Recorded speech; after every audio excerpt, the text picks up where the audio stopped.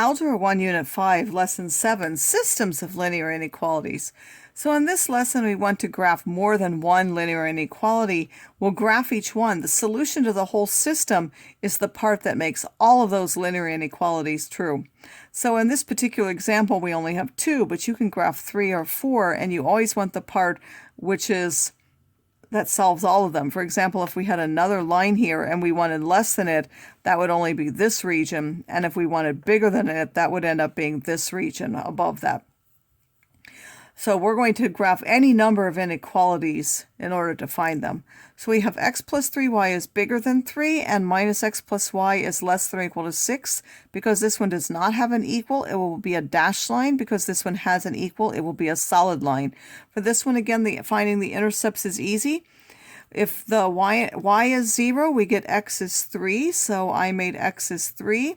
And then if the x is 0, the y is 1, so I went up to 1. That gave me 2 points.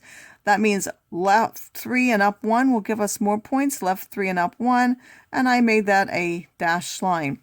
For this one, the intercepts are also easy to find. It's in standard form. If I set y equal to 0, I get x is minus 6, so that was at minus 6. If x is 0, we get y is equal to 6, so I went up here.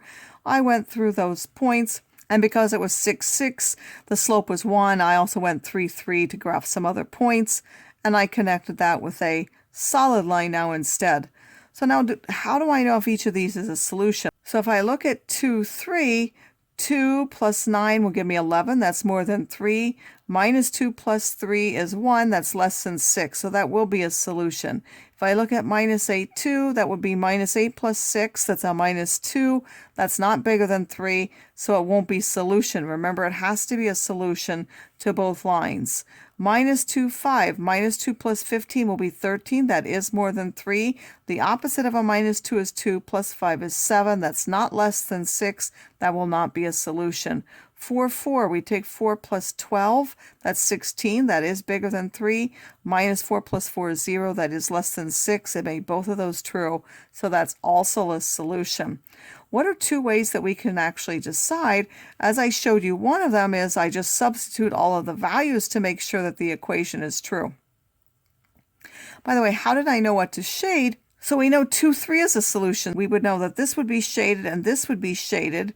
And that seems like they're 1, 2, 3, 4 regions. Both of them are in that region, so we could do that. Or what else could we do?